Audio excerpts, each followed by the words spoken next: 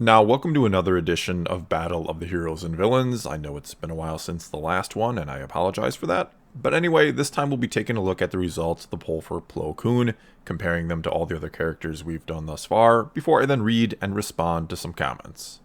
But first, you can already head down and nominate and or vote for which character we do next. Just respond to my pinned comment below with a character name, or vote with a thumbs up if the one you'd like to see is already listed. Whatever comment then gets the most votes in the next 24 hours or so will be the winner and the character we do next.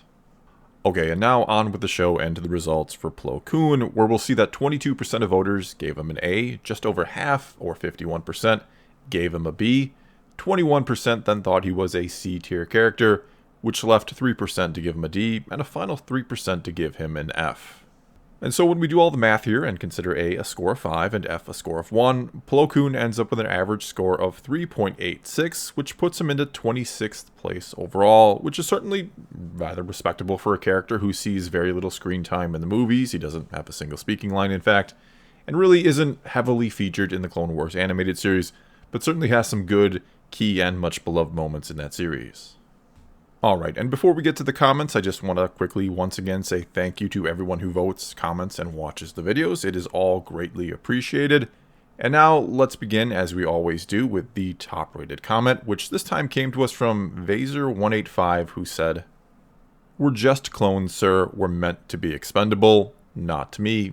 A+ alone."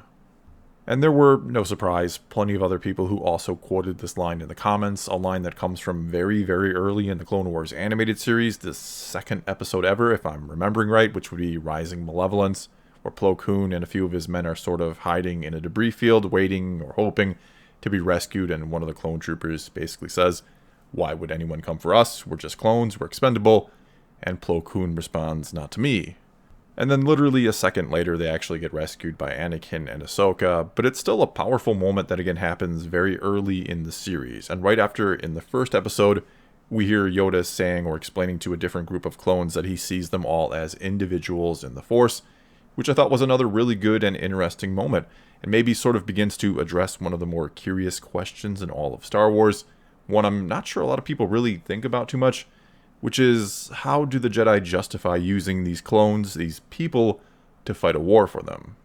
And though we don't really get that particular question answered, and it's a fun question to discuss another time perhaps, we do see how much respect a great many of the Jedi have for their clone troopers. And again, we see it very early on in the series, which kind of lays the groundwork or foundation, or makes it more tragic knowing or eventually seeing how the Clone Wars will end, with the troopers turning on their Jedi generals during Order 66.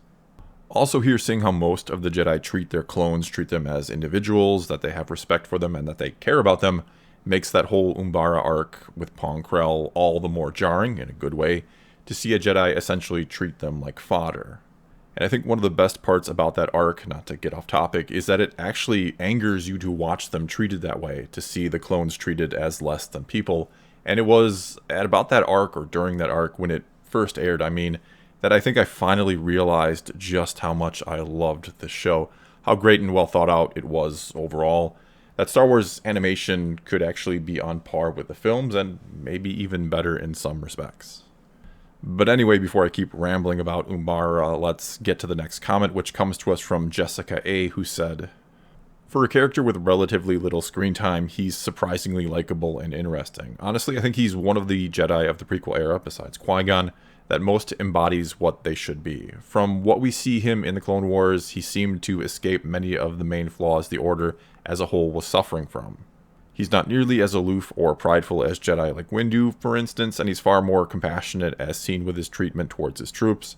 He also didn't seem to be quite as wrapped up in politics, given that he was one of the only Jedi that even tried to speak up for Ahsoka, despite the evidence against her.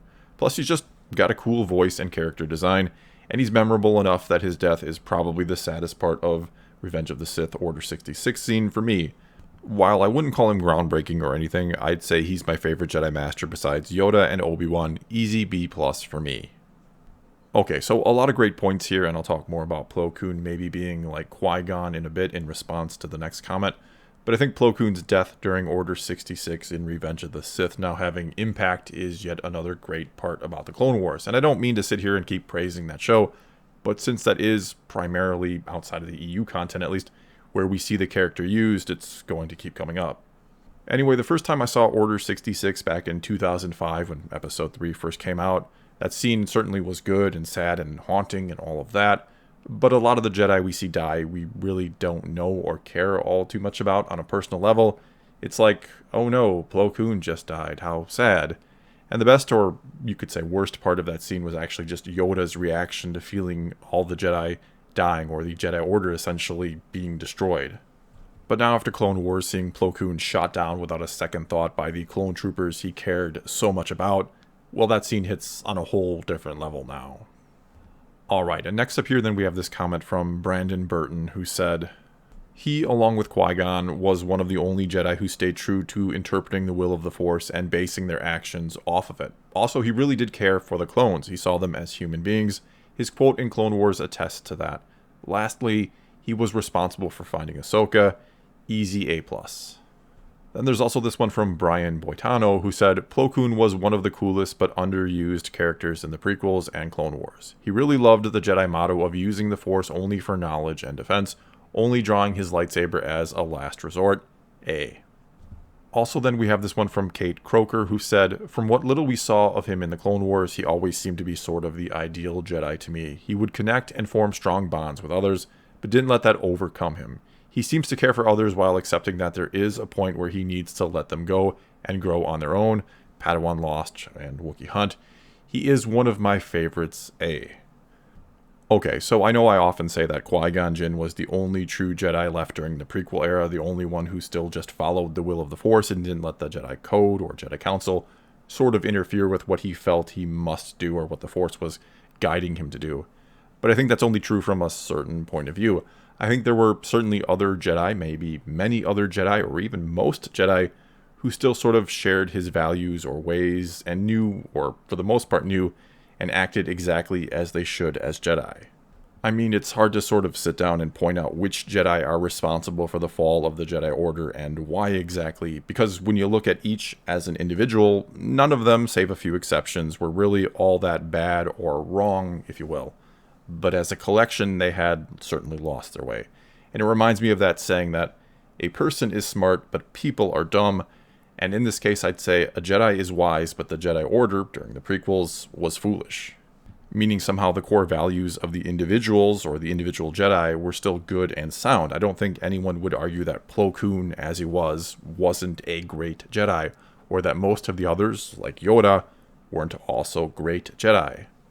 But the Order itself, the collection of Jedi, had somehow lost its way or lost its focus. And though I think, again, as individuals, many of them could sort of step back and maybe look at the Order being in a war and commanding clones who were literally created to fight, which is something that should just fly completely in the face of one of their most core ideals, which is that the Force is only for knowledge and defense. Anyway, I think they could see and knew something wasn't quite right, but couldn't or wouldn't question if there was a flaw with the Order itself or the way they were going about things. Because the strange or funny or maybe sad part is that I don't really know that the core ideals of the Jedi Order are flawed or bad. In fact, I don't think they are at all. And yet there was something off about the way the Jedi were going about things that was off. Which is maybe that they believed so strongly in the Jedi way and the Order that even if they could or did see the flaws, they didn't really want to acknowledge them or do anything about them. They didn't in any way want to be seen or thought of as questioning their ways and thus questioning their faith in them. They believed so strongly in the core principles of their beliefs that they never questioned how they were actually implementing those principles. Anyway, let's avoid going down that rabbit hole and me rambling anymore, so let's get to just some more comments here, minus my commentary, starting with this one from Tyler Courtney, who said, he is a Jedi that sees the clones more than cannon fodder. He sees them like Yoda sees them, living beings. He also is like a father figure to Ahsoka, whereas Anakin is more like a big brother.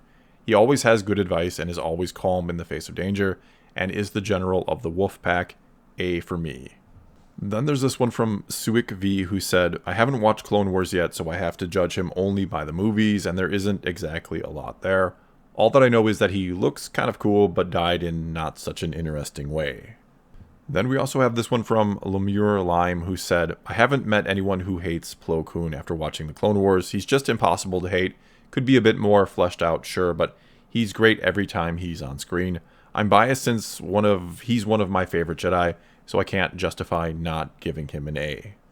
Next up, we have this one from Bandit, who said, "Fun fact, Plo Koon was Dave Filoni's favorite Star Wars character as a fan, going to conventions dressed up as him. He even wrote on any fan concept drawings he liked, writing Plo Cool." Also, we have this one from Aaron Timodio, who said, "My heart warms every time I hear him refer to Ahsoka as Little Soka, LOL." Then we have this one from Benjamin von Holmberg, who said, "There is the scene in the Clone Wars in an episode called Lethal Trackdown or something similar, where Plo Koon and Ahsoka visit a bar in the lower levels of Coruscant. As a kid, I watched the Swedish dub of the Clone Wars, and there Plo Koon said something which I really liked.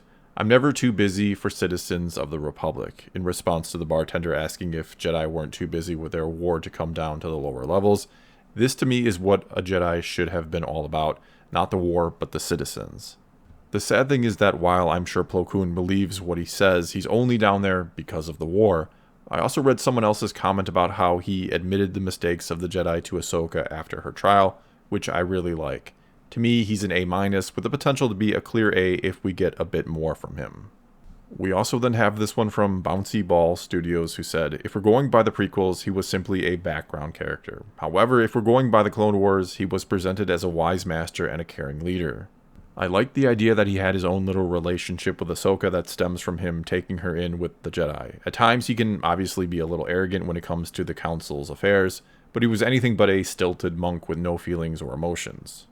It kind of leads me to dislike this mindset that all the Jedi were a corrupt cult that created their own demise. I agree that the Jedi were arrogant and hypocritical at times, but in trying times such as a galactic senate losing its way and the rising tension of the Clone Wars, I don't see how anyone can blame the Jedi completely for it. Plo Koon is proof that some Jedi still did everything in their power to keep the peace as they should." Next up, we have this one from I Slay Goblins, who said, "I'm a cartoon-only man when it comes to my knowledge of him, though I remember him for always having the backs of the people around him. Seemed like a guy you could trust, especially his line in Episode 2, 'I value your lives more than finding that weapon.' He said that to a bunch of clones. Seems like the kind of general I want to serve." And finally here we have this comment from Hatter, who said, "A true Jedi Master, kind, humble, wise, and powerful. He showed respect to the clones and gave them hope. He showed sadness when he found out that Ahsoka was innocent. He admitted being wrong even in a position of power. He isn't arrogant, he isn't cruel, and he is a good friend, great pilot, and a general of the Wolfpack. A true Jedi Master in the age of corruption and arrogance. Shame he died during Order 66. Would be a great ally to Luke after the Civil War." And I mean, again, he is a great Jedi. In many ways, you could argue he's the epitome of what a Jedi should be, if not for his inability, you could say, to kind of step back and see the flaws of the Council, which he was a part of, and the Jedi Order itself. Still, beyond that, it's hard to find any sort of flaw in the way he carried himself and or went about things. And if I could pick one Jedi from the prequel era to have my back, it'd probably be Plo Koon. Well, that's all I've got for you this time. Now it's your turn to tell me what you think about Plo Koon or anything I or anyone else had to say about him here in this video. Also, you can head down and nominate or vote for which character we do next. Either way, leave a comment below. Let's talk some Star Wars. And until next time, thanks for watching.